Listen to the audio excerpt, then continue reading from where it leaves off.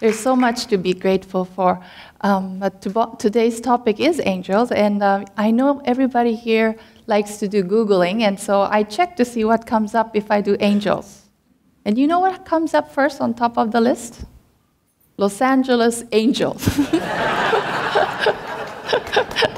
And you know, they pay for this, like special post, so the first thing you know is all these games that you can get to go. But today I want to talk about something money cannot buy.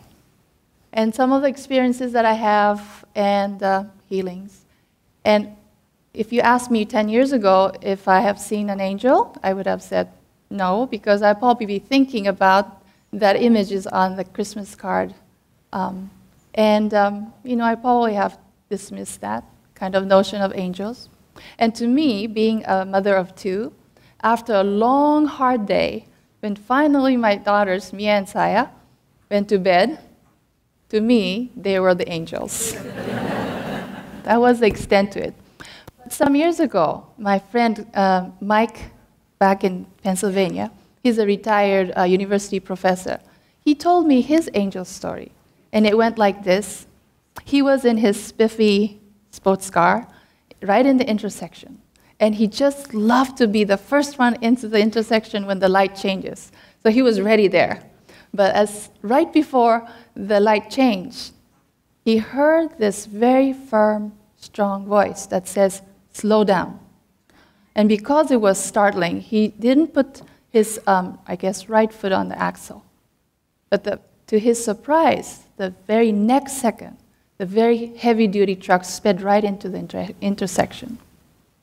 Well, he told me that if he did not heed to that voice, he wouldn't be there to tell me the story. Well, was that a coincidence? Was he just lucky? Where did that voice come from? And he called this angel voice or angel message. Well, Mike is a man of reason. He reads a lot of books on spirituality and health. He reads a lot of books on consciousness and well-being. In fact, his Christmas letter always has, a list of books that he had written. It's quite impressive. But because he had made this very point, I decided to really look into this.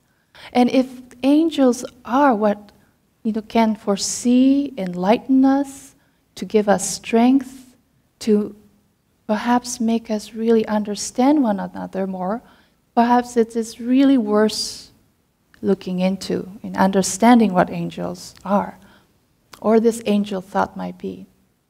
Throughout the history and different cultures, it's not just in Judeo-Christian world, but we have the records of angels. The flying maidens in China, in Egypt, if you look into, of course, internet, you can do angels Egypt, and you get all these pictures. Of course, in Greece, the ancient Greek have talked about angels, and the meaning of that angel is a message or one who brings good news to those who are in peril or in pain. Well, this year is London Olympic, right? And 4 years ago, it was Beijing. How many of you have seen the opening ceremony? That was spectacular. It was starting with all the drums. The whole opening ceremony ended with the flying men and women. Do you remember? Whatever nest was it called, the stadium? Bird's nest. Of course, what else? Bird's nest. The following day, I was listening to NPR, I think it was Morning Edition. The commentator had said that image of flying men and women is a universal symbol of ultimate freedom, a freedom from oppression, injustice, poverty, hierarchy, all limitation. And I thought, wow, that image of angels connecting to that ultimate freedom. As I was beginning to study Christian Science, that's what I was interested in, freedom, ultimate freedom. And I will talk about this a little bit more. But when I began to really see that what Mike was studying, I noticed that he has this book that he constantly reads and studies. And it's this book called Science and Health with Key to the Scriptures. I hold this up because it's easier to say science and health, but it also comes in this very nice blue, what my colleague calls bling bling cover as well.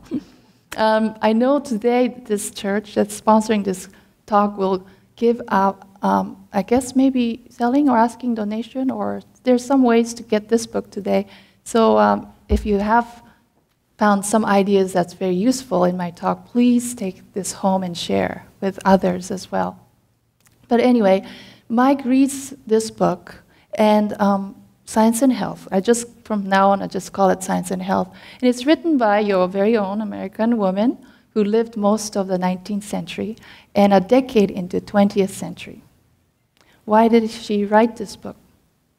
As I have said, she really wanted to find that freedom from limitation, physically, mentally, and spiritually.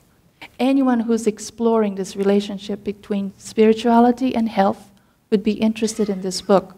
When I picked it up, I noticed, even right before the table of contents, she chose these 3 quotes, but the very first one is, "You shall know the truth, and the truth shall make you free." And you know who said this? Christ Jesus. I'm from Japan, and it's not a very, it's not at all a Christian country. We have less than 1% Christian. But everybody knows this line. We even have colleges that has, Christian Protestant colleges that has this line at the gate. So a lot of people know, but they may not know where it is in the Bible. Who had said this? "You shall know the truth, and the truth shall make you free." She also said at the very beginning of the preface, "The time for thinkers has come." I just took this as the author's encouraging me to think through, instead of taking what other people had thought that this is a way to attain freedom, that I was given this freedom to look into this. She then says, "Truth independent of doctrines and time-honored systems knocks at the portal of humanity. Contentment with the past and the cold conventionality of materialism are crumbling away."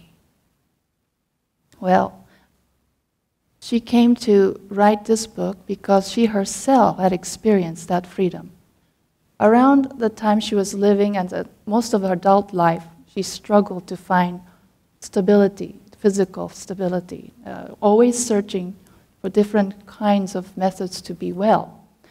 She was well versed enough to actually be a practitioner of homeopathy. She had patients who were healed under her care. But around that time, she had this incredible experience that she fell on ice and was told that she will probably not live, or even if she survived, she will never walk. As many New Englanders or people in this country have done in 19th century, she asked for the Bible. I just guess that they really they look for a comforting words, right, from the Bible. And I know that if I go to a funeral here, there's certain things that they read, or almost every funeral, but she just randomly opened to a place where she read the healing account of Jesus. Well, when she read this, something happened. She felt strengthened enough to pull herself up, stand up to change all by herself. This is a person who had internal injury and was told that she will probably die. She walked out of the room and saw her friends and minister waiting there. They were surprised. She was surprised too. She fell back actually once again and went again to see another passage in the Bible. She was, I wouldn't say instantaneously, but she was healed enough to be able to stand. And she said in the next 3 months, she had found much better health than she had ever had in her whole entire life. She wanted to find that spiritual underlying principle that brings these healings. And also explaining experiences like what Mike had experienced. Shall we just, dismiss these things as coincidence, luck, or I don't know what other people say, sixth sense. Is there a law underneath this? That's why she began to really delve into the Bible and try to find what I call connecting the dot to find the answer. I just love connecting dots, the numbers with children, and especially the complicated one, because as it gets closer to the end, do you know what happens when we do connect the dots correctly? We get the picture. We really get the picture. And, Mary Kate is not saying that she connected the dots. That's my vocabulary. She connected the dots of all the healings in the Old Testament, as well as the one in the New Testament, as well as throughout the history. She knew that there are many people who were prayed, had what they call miracles. And she had experienced one too. So she really wanted to find that underlying principle. And she knew that Christ Jesus was the best teacher to learn from. So she named this study Christian Science. It's Christian, as the Christ is the title of Jesus. And science, it really originally means a set of principle or knowledge to understand our universe.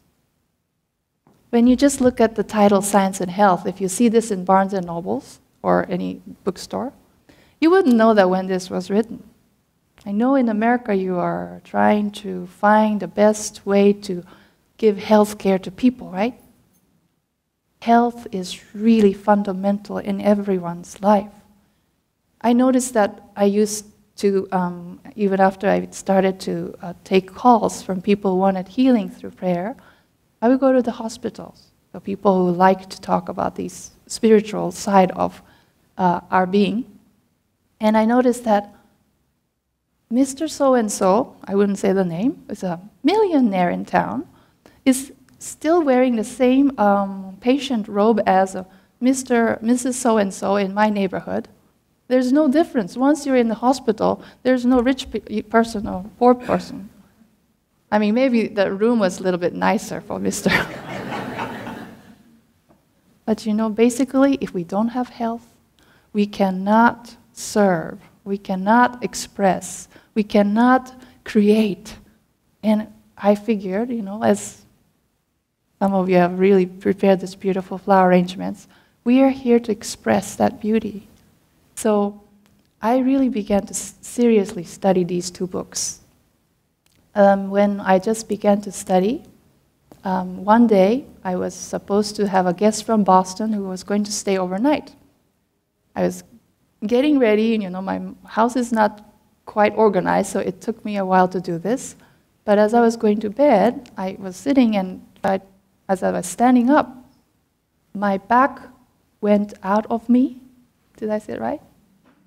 You have a wonderful phrases like that. My back went out of me. So I couldn't stand up. And I was on my fours, and I decided to call this person called Christian Science Practitioner, whom anyone can call if you're interested in healing through prayer. And I called him and said, I have a guest coming tomorrow, I have to entertain, I have to do this and that, but I cannot stand. And I need to stand. And he calmly said, Fujiko, let's together listen to angel message. And at that point, I was not quite sure. I was like, okay, angel message. And he said, it's this very still, small voice. You will know exactly what to do every step of the way. Well, next morning I did get up. It was not completely comfortable, but I could do most of what I was supposed to do. The guest came, went back, I said goodbye. I was relieved that they didn't seem to notice that I was having a little problem. My back started to come back, and I just forgot about that. And maybe a couple of days later, I didn't even think about my back. I guess I was healed. So I called this person again and said, thank you very much. I'm all normal. And he said, that's good.